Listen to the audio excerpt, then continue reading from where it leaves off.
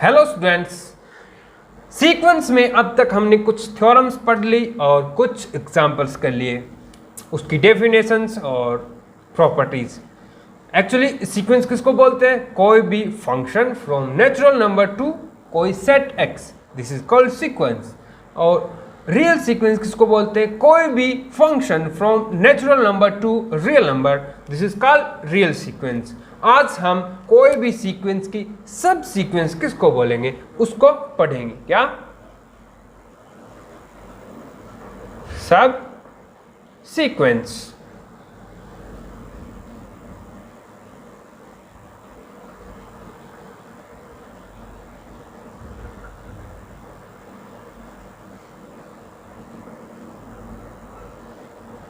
तो देखिए स्टूडेंट्स, सब सीक्वेंस किसको बोलेंगे?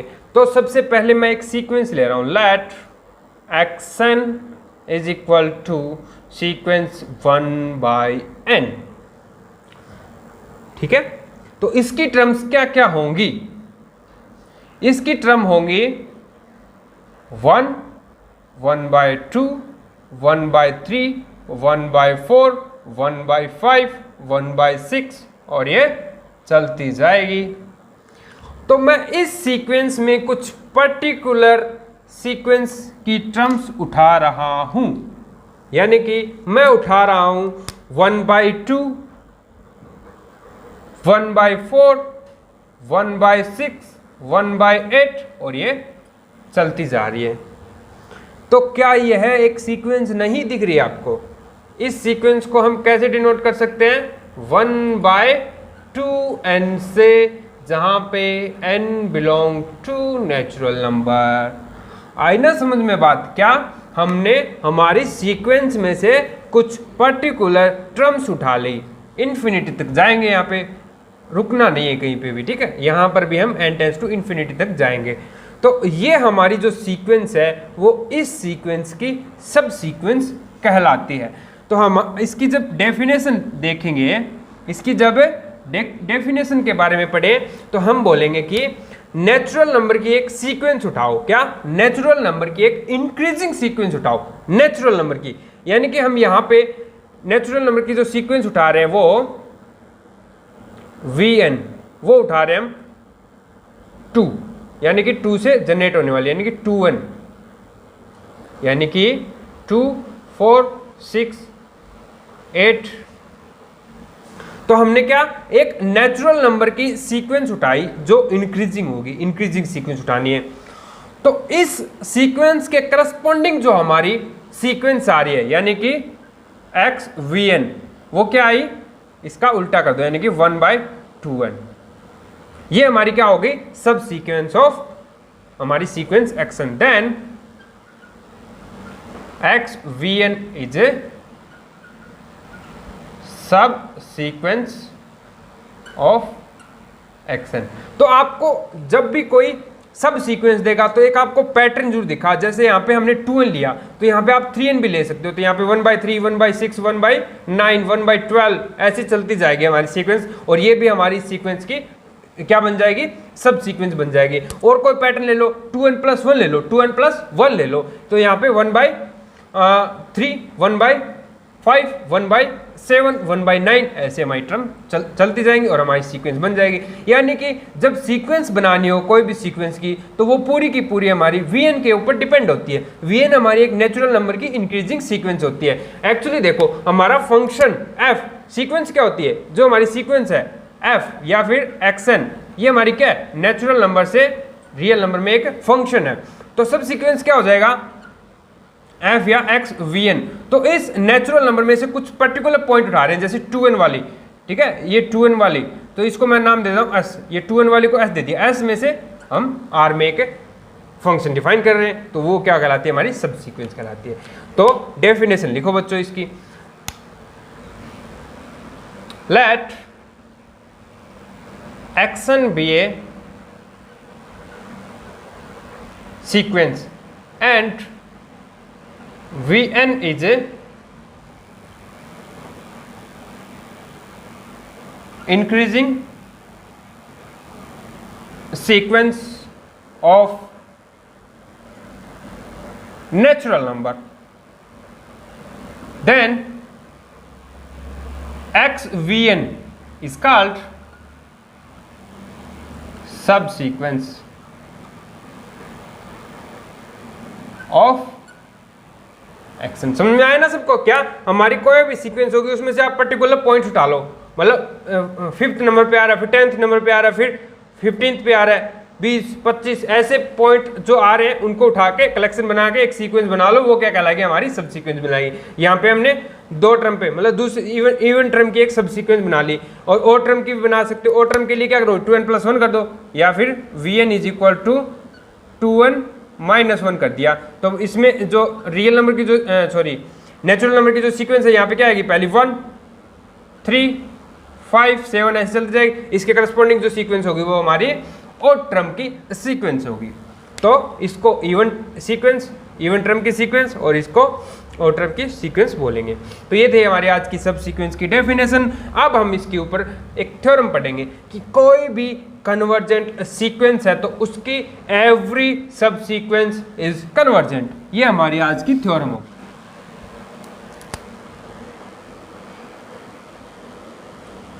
थ्योरम है हमारी every convergent sequence has all subsequence are convergent, यानी कि all subsequence of convergent sequence is convergent। all subsequence of convergent sequence is a convergent. यानी कि अगर हमारी सीक्वेंस जो मेन सीक्वेंस है वो अगर कन्वर्जेंट है तो उसकी हर एक सब सीक्वेंस है वो क्या होगी? कन्वर्जेंट होगी। ये हमें प्रूव करना है। तो देखिए,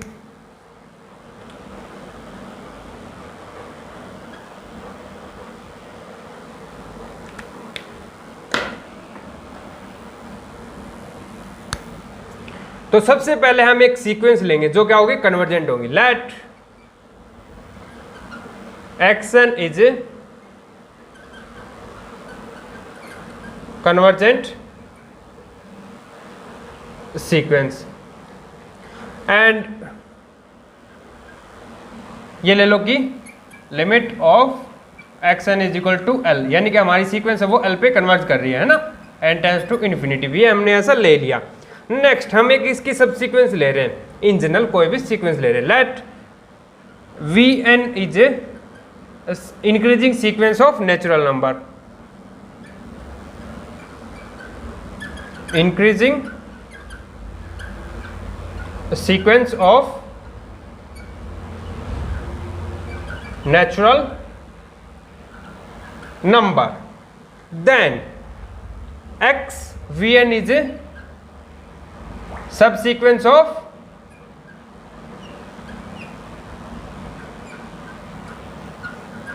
sequence of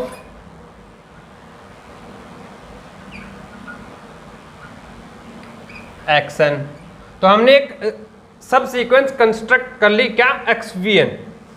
अब देखो हमारी सीक्वेंस क्या l पे कन्वर्ज कर रही है, तो कन्वर्जेंट की डेफिनेशन क्या होती है? Epsilon definition. क्या? For given epsilon greater than 0 उसके रिस्पेक्ट में एक एन नोट मिलेगा, नेचुरल नंबर एन नोट मिलेगा, सच दैट कि उस एन नोट से बड़े सभी एन के लिए हमारी xn और l के बीच में जो डिफरेंस है वो लेस देन एप्सिलॉन हो जाएगा। तो क्या होगा? फॉर गिवन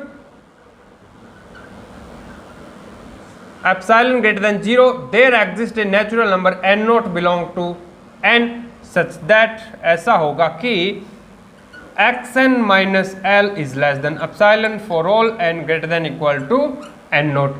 n naught यानी कि n naught से बड़े सभी n के लिए हमारे sequence xn minus limit l का जो डिफरेंस है वो लेस देन एप्सिलॉन हो जाएगा। ये डेफिनेशन होती है कन्वर्जेंट सीक्वेंस की। नाउ हमने एक सीक्वेंस कंस्ट्रक्ट की, क्या? vn, किसकी? नेचुरल नंबर की। तो देखो इसमें मान लो 2 इवन टर्म की ले रहे हैं, मान लो 2, 4, 6, 8, 10, 12 ऐसे ले रहे हैं। तो एन नोट के बाद इसमें भी तो बहुत सारी टर्म आएंगी ना, इसमें भी बहुत सारी टर्म आएंगी। तो देखो इसमें भी क्या होगा, एन नोट के बाद वी एन है, वो वी एन नोट के बाद हमारी वी एन क्या हो जाएगी,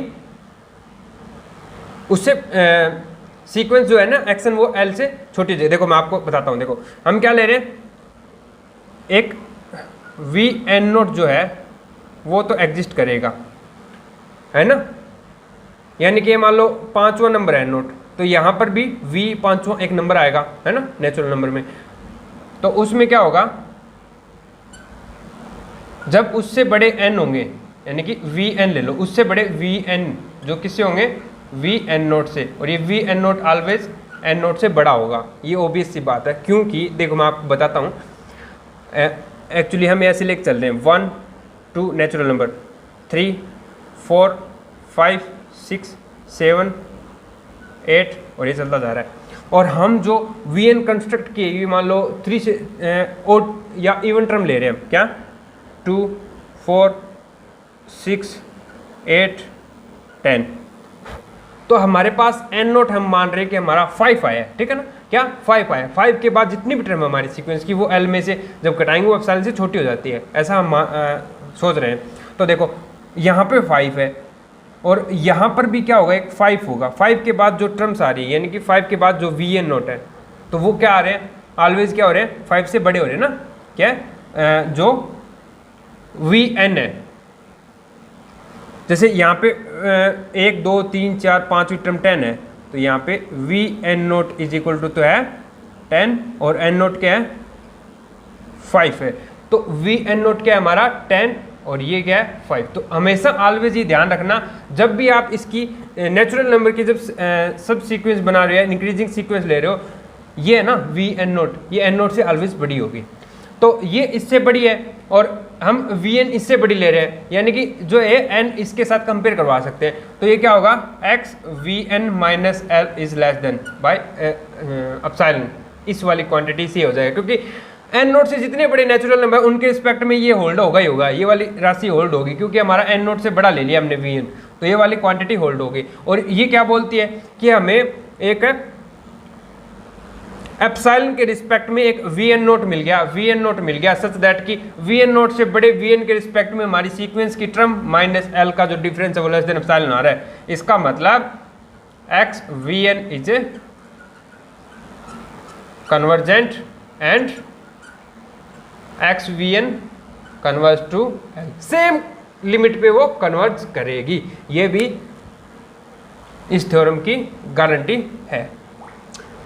तो ये थे हमारे आज की थ्योरम।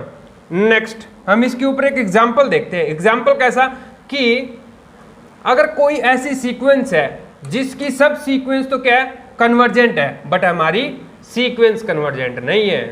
तो ऐसे भी एग्जांपल होते हैं कि जिसकी सब सीक्वेंस तो कन्वर्जेंट मिल जाएगी, लेकिन हमारी सीक्वेंस है वो कन्वर्जेंट नहीं होगी। जैसे हम सीक्वेंस ले रहे हैं,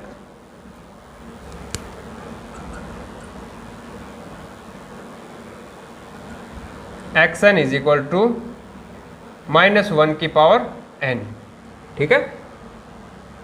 तो इसमें दो ऐसी सीक्वेंस है, एक तो माइनस ओ टर्म पे जो आने वाली सीक्वेंस है ना, ओ टर्म पे, यानी कि x 2n -1 जो सीक्वेंस लेंगे वो क्या आएगी, -1 -1 -1 -1, तो वो कहाँ कन्वर्ज कर रही है -1 पे। और जो a1 पे आ रही है x 2n, वो कहाँ कन्वर्ज कर रही है 1 पे कर रही है। तो हमारी इस सीक्वेंस की दो ऐसी सब सीक्वेंस मिल गई जो कन्वर्ज कर रही है, लेकिन हमारी सीक्वेंस क्या है, कन्वर्जन नहीं है, क्योंकि इसकी क्या आ रही है, दो लिमिट आ रही है, यानी कि दोलन कर रही है, ऑक्सिलेटिंग सीक्वेंस है हमारी। तो ये सीक्वेंस, ये जो थ्योरम है हमारी, वो क्या गारंटी देती है, अगर सीक्वेंस कन्वर्जेंट है तो उसकी ऑल सब सीक्वेंस कन्वर्जेंट होगी। अगर सीक्वेंस कन्वर्जेंट नहीं है तो उसके सब सीक्वेंस की कोई गारंटी नहीं है कि वो कन्वर्जेंट होगी या अदरवाइज नॉन कन्वर्जेंट होगी, है ना। तो ये हमारी आज की थ्योरम और डेफिनेशन थी। आज के लिए इतना ही, नेक्स्ट क्लास में कुछ और इंटरेस्टिंग थ्योरम्स करेंगे। Thank you.